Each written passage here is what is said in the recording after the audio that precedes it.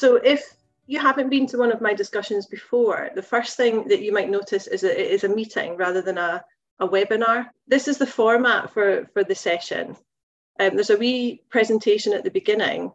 My name is Paula Gilhooly and I'm the Education Advisor in Scotland. I'm a mum of one. I've been a secondary teacher, a primary teacher, and now I'm a support for learning teacher in a primary school. And the reason that I set it up as a meeting is because whenever you go along to a course of anything, it's always great when you're listening to the speaker, but it's an even richer experience when you chat to the people that you're sitting beside at a table, and you often take away really good ideas and tips from them. So that's the idea of the discussions. So a quick tour, I suppose, of our service. We've been around for about 50 years. We were started by adoptive parents who were looking for more support for their families. And that's always been our focus, on supporting families. And we've kind of grown over the years. So now it's not just adoptive families that we provide support for, but we also provide support for families that are affected by FASD, whether they are care experienced families or whether they're biological families. We also provide support for the kinship carers. So the organisation has really grown. And that just gives you a very quick overview of the different elements of our service. The core part of it, the helpline that we run, the community events, the training that we've got. We also have TESA, soon to be called Pathways, which is our enhanced service for adoptive families. We've got the FASD Hub, which I mentioned before, which is a phenomenal resource for families, and the kinship care service. And both the FASD Hub and the kinship care service also provide enhanced support to families, as well as that kind of core service that they might also provide.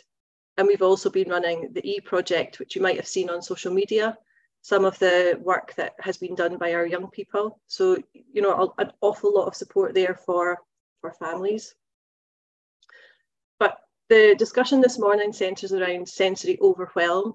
And the reason that we've chosen that for this particular time of year is because it is a season of overwhelm, basically. So I've got a wee short presentation, and then we can maybe stop and all have a wee chance to speak. So for me, dysregulation always comes back to this idea of being overwhelmed or overloaded. Whatever is expected or asked for from that one person, it's just too much for that person to cope with in the moment. And our sensory system can only cope with so much before it goes into an overspill or a meltdown. And this applies to all of us. A healthy, well-adjusted adult will begin to recognise the state that their body is in, or their mind is in, and they'll seek to adjust the external stressors that there are. And most of the time we do this automatically without even thinking about it. And occasionally we reach a point where we lose it and we're able to stop and reflect, acknowledge what was happening, and then we look for ways to manage that so we get back to that balanced state. And a really simple example would be if you're in the car and you're going somewhere that you don't really know very well, but you've been driving along the motorway, listening to music, having a really lovely time to yourself, and then you come off the motorway and there are lots of choices about where you go next, and you have to really concentrate on navigating. So you turn down the music, turn down that external stress in order to be able to concentrate, and then when that passes, you put your music back on again. And there are lots of little things that we do like that all of the time to regulate. And sometimes, for example, I know at the moment that I'm working with people who are carrying an awful lot of overload. And I caught myself the other day responding to a colleague, and I thought to myself, I sound like I'm whining. And I thought, that's really unusual. I don't normally do that. And I had to stop, catch myself. And I said to my colleague, I don't know where that came from. I don't know what happened to me there, but I must be feeling more stressed than I actually was aware of. And then I had to kind of stop and acknowledge that and bring myself back down. I used one of my tools. I used a bit of breathing. There was a bit of laughter. And then I found that, got back to that calm state again. But often children can't do this. And we expect them to be able to regulate themselves way before their brain wiring actually comes online. Particularly, I think, in a school setting where the expectations are really high, and children have less control of the environment. So they can't really get up and walk about and stretch their legs if they need to, or open a window, or put a light off if they need to adjust that external environment. There's limits on how much of that they can control. And there's also the fact that self-regulation sits with executive function skills in the reasoning part of the brain, which is one of the last parts of the brain to kind of be switched on anyway. So many neurological conditions affect executive function skills too, making it even harder for some children to meet the expectations that we put on them. And anything from dyslexia to FASD will affect children's ability to regulate. So, well, there's also the fact that, you know, some of these children will have a diagnosed need, so we'll be aware of it, but there will be lots who've not got that diagnosis behind them too. And there's also, again, the fact that trauma might mask some of these needs, but also the fact that trauma will affect the developing nervous system, so that it will affect the body's ability to cope with internal stress or environmental stresses. So again, the sensory system is made up of your 5 senses that we usually think of, but also these 3 senses here are really important. So the interoception is the sense that helps you to understand what's going on inside your body. So if you're in pain, or you're too hot, you're too cold, you're hungry, those kind of things are the things that are governed by your interoception sense. Proprioception is the sense that helps us know where and how we are moving. It helps us to know how much force we need for a movement. When this sense is affected, then we might see children barging into each other because they don't register the physical contact, or they might complain that a slight contact really hurt them. And we've got our vestibular sense, which is our sense of balance, particularly in relation to when we are moving, and it helps our spatial awareness and helps us to keep our movement smooth too. And we don't tend to think about any of these senses very much, but they do affect our ability to regulate. We might also become quite familiar with our own children's tolerance of things like noise and touch. If you're a parent, I don't know, hairbrushing was always a nightmare for my daughter. She used to always be complaining about how it felt. And we had to look for ways to adjust that. So we invested in the tangle teasers. We had lots of conditioner on our hair. We only brushed hair at certain times because she could only tolerate so much stress of that. And this I find really interesting. This makes perfect sense to me. We each have a sensory threshold. If the threshold is low, then we notice sensations quickly. If the threshold is high, then it takes us a lot longer to notice sensations. In a social context, this might create some tension. So in schools, for example, the sensory environment is very rich. It's also very rich at Christmas. So you've got bright moving lights, you've got cluttered walls, and that can be too much for people. When I went back to work after COVID, when we were off schools because of COVID, and I was sitting in my kitchen, which was quiet with no interruptions and my nice beige walls, and then I got back to school, I really noticed how affected I was by all the things that were on the wall in my room. So now my room has been pared right back, which I hope will help some of the children that come into my room. And there's also things like Christmas parties, Christmas jumpers, that kind of thing that maybe children will feel differently. And again, the great news is that when you recognise your sensory threshold, you can take steps to adjust the comfort level of your environment. So you can charge up your sensory system, which keeps you going as well. So some children might need exercises in the morning to prep them up for the day ahead. They might jump on a crash mat, spin or swing. And some adults might go for a run to wake their sensory system up too. You might invest in noise cancellation earplugs or headphones, or you might set timers so that people know when there is going to be quiet in your house or when there's going to be a lot of music.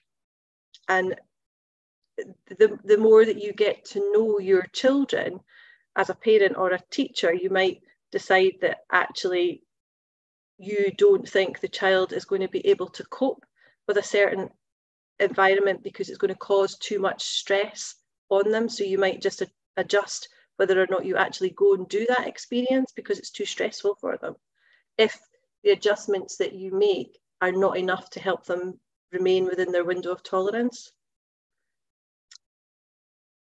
Yeah, and when it comes to sensory regulation, because children don't have the necessary skill yet to make connections for themselves or always have the authority to make adjustments to the environment, they need us to do that for them. They need us to notice what's going on for them. They need us to model our responses and to be able to explain what's going on. And they need us to be able to soothe them. So basically, we become their brain. And I think that's something to really bear in mind. If your child is often dysregulated, then if you don't have an OT involved yet, then that's definitely something to look at. These are two really useful programs in thinking about how you manage stress.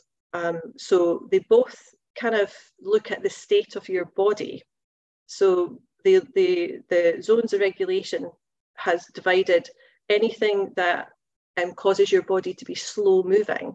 So if you're tired, bored, sick, you're in the blue zone, which I suppose makes sense if you talk about people feeling blue. If you're in the green zone, that's when you're engaged, you're switched on, you're able to do whatever task it is that you're doing. You're feeling very balanced. If you're in the yellow zone, that's when your body is starting to be over alert.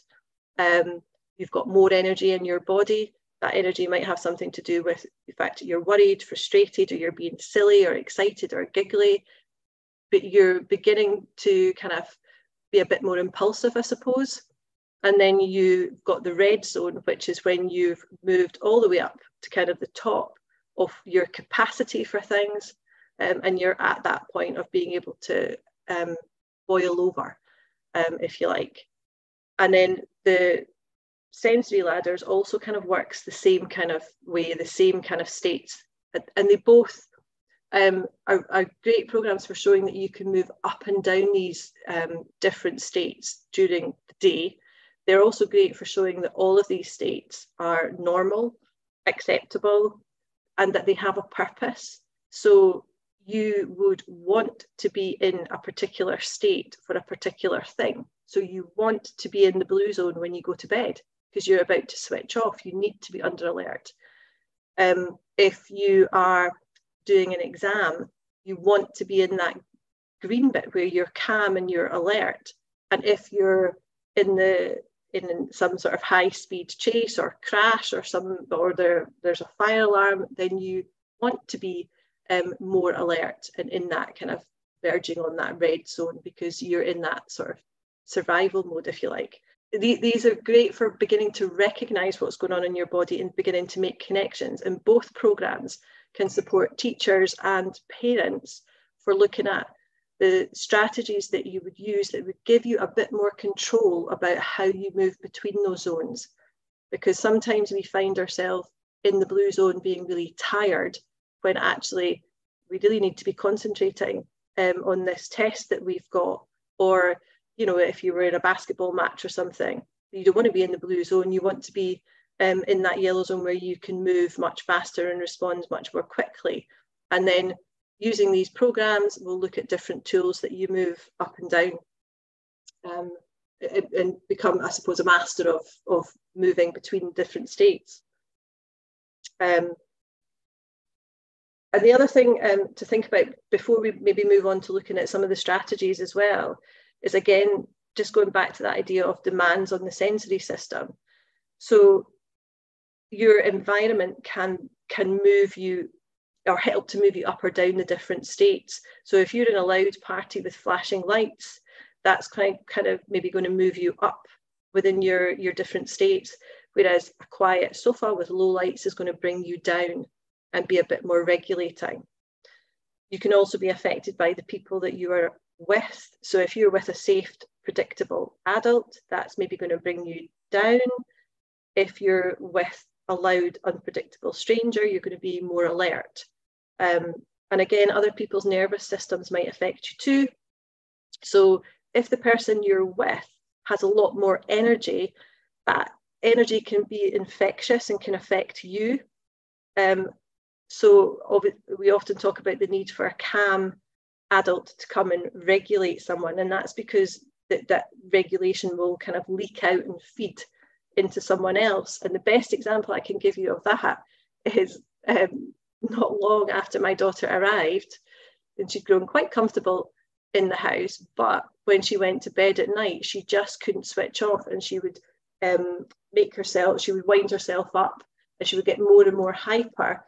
And I was working, and I would join in with that escalation because I was getting more and more stressed too. And two stressed people, sleep is not coming to you fast at all. And the only thing that turned that round for me was concentrating really hard on being calm. So I would model the breathing, I would model being the epitome of relaxation. I brought in the sound of waves to help me feign this calmness until I actually was at the point where I really was beginning to believe I was very calm. And then I would kind of find myself falling off to sleep a little bit, and she would be off right away as soon as I brought my breathing down and I was regulated. So that idea that we catch other people's feelings, I think, is a really useful one to have.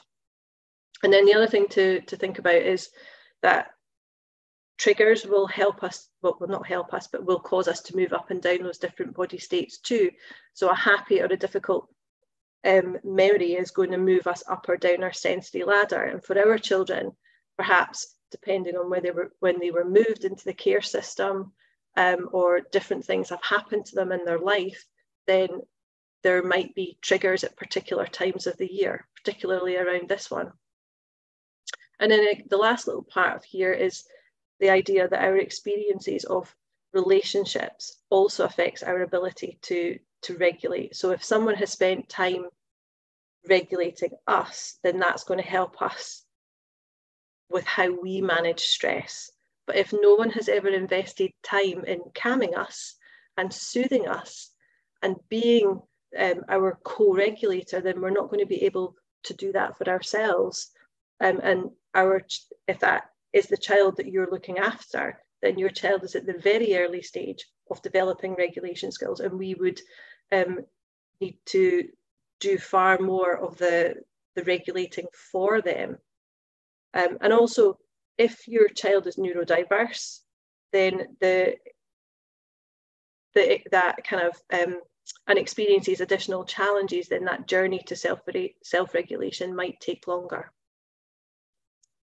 I don't know quite how I'm doing for time here, but just in terms of thinking about the season that we're in, there's, again, like I said earlier, there's so much sensory overload of the music, the fabric feels, the parties, the pantomimes. So for children who thrive on having a routine and consistency, these changes are a really big issue. So things like looking at making sure that we prepare children as much as possible. And I think I've got that on the next slide, so I'll come back to that in a wee minute. But again, also thinking about that going back to that idea of if we look at our child and we know our child really well, we might decide that actually we're going to make changes that are going to suit our child. So if our child has food issues, we might not give them a Christmas dinner. We might give them something that we know that they will really enjoy because we want them to enjoy it rather than be stressed. If our child is stressed by opening surprise gifts, or they're stressed by surprises, we might not do surprise gifts. We might be much more open about what kind of gifts they might be getting. We might even show them the gift that they're getting. We might not even wrap the gift that they're getting if wrapping causes stress. If having lots of gifts in front of them at any one time is too difficult, then we might just have out a couple of gifts over a period of time. You know, we begin to think much more carefully about about how we would do it, and more carefully about whether or not we're doing it for ourselves or whether we're doing something that takes into account the children's needs. We do what works for them. And some of the things that help with that are probably all the usual things, that the visual planners that we would have that give predictability to something that's happening, even in a time of change, so that there's minimum surprises. We might rehearse and prepare for trips. So my school are off to see a Christmas carol this morning. They've got a list of questions that teachers went through in advance. They had a list of possible difficulties that people might have, and a list of possible suggestions that might help. So if you were somebody who found noise overwhelming, then you might have ear defenders or earplugs with you. If you found the darkness was going to be an issue, then you might be sitting at the end of a row where there's maybe floor lights, or you're sitting next to an adult. They also had a social story that the theatre provided, that they could see what was coming up to. They could, you know, get a wee glimpse into the costumes and so on. So those kind of things can take away some of the difficulties for our children and make them able to tolerate a little bit more. I think in school we might just be paying a wee bit more attention to some of those changes. So if we're putting in an extra singing practice and that's difficult for one of our kids, then we might put something that's really soothing before or really soothing after, or we would look at whether or not it was appropriate for them to be part of that anyway. And all the time we would be making sure that children were able to access a safe space. And I think a lot of teachers will use visual timetables for lessons anyway. A lot of neurodiverse people need to know what is happening, and they don't like that unpredictability. They like to have a plan so that they know what's coming, because that plan will create a feeling of safety. Again, keep normal routines as much as possible, and you can do that at home too. You know, you can provide anchor points throughout the day for children. With, if they're used to having a certain kind of food on a Tuesday, you keep that going, or if you go swimming on a Wednesday, then you keep that going, because that's going to help with that sense of predictability. And those routines act as a signpost for what's coming next and can reduce the anxiety of transition. Even when there are lots of Christmas activities planned, keep the eating, the sleeping, the meal times and so on. And again, make sure that children have got a safe space and a safe adult that they can go to. And keep in mind that Christmas isn't always a happy time for people. And it's okay to acknowledge that. Just because it's this time of year does not mean that people have to be happy. They might have worries about something, they might be worried about money, particularly this year, or stress in the family. There might be worries about alcohol consumption in families. And again, going back to our children who've experienced perhaps trauma in the past, we might want to make sure that they've just got time and space where they can go and they can share their worries, and there's somebody there that can sit and listen. And again, children who struggle normally with regulation might struggle more at this particular time of the year. And again, some children find Christmas really exciting and they look forward to that, and they've got a sense of anticipation about things that are happening. Anticipation might not be what some children are feeling. They might be feeling more anxious because they don't like that feeling of there's a surprise coming, what's going to happen. So build in lots of things that might be regulating. It might be going for a walk, taking the dog for a walk, going outside, playtime outside. It might be things to do with like messy play with sand or Play-Doh or something. Anything that you think is regulating, you would put into your timetable for the child for that day. If you've got a child that talks non-stop, that might be a sign, rather than the fact that they're excited, a sign that they are really nervous about what's coming up. And again, rather than maybe be looking at the fact that they're doing a lot of talking and that's causing stress, we're looking at, well, how do we reduce the stress for the child so that they don't talk as much? Make sure that we are available, we provide extra support, extra nurture. We think about that sensory overwhelm, and we look to see what other things that we can take away so that they've got more room to cope with the Christmassy things perhaps that are going on. And we keep things like the key adult check-ins going on for kids in school, because that relationship that they have with the adult is going to be really important. Even if the adult has been taken away for a nativity or a panto or something, if we can provide opportunities throughout the day for them just to check in with them. I think when Jerry spoke the other day, he spoke about 3 seconds. A 3-second interaction was enough to help a child know that you still had them in their mind. So that's a really useful thing to keep in mind. As the school holidays approach, some children need extra support to help manage that transition. Christmas, unfortunately, falls quite close to the end of term, so anxiety about the end of term gets mixed in with all the Christmas things too. Make sure you still include end of term transition supports, and that helps the smooth move from school to holiday. We can think about using things like social stories or social scripts to prepare for the change. We can use planners for Christmas events, and we can use them for the end of term too. For children who've experienced food shortage or unpredictability, having a buffet laid out in front of them can be a huge source of anxiety and lead to obsessive thoughts and more difficult behaviours. It might just be unrealistic to expect them to ration their own food when they're already feeling quite heightened. So it really helps if children know when, where and how the party food or treats will be served. If you can serve it already portioned up for them, that works much better than having them help themselves. That it reduces anxiety about there not being enough food for everybody. And if you go to somebody's house or you go to a different venue for a party, you can always take food that you know your child will eat. We don't have to eat strange or unusual foods that are going to cause us stress just because we're at a party or we're in somebody's house. And likewise, your child does not need to eat special Christmas food just because it's Christmas. When you stop and think about it, it's not particularly logical.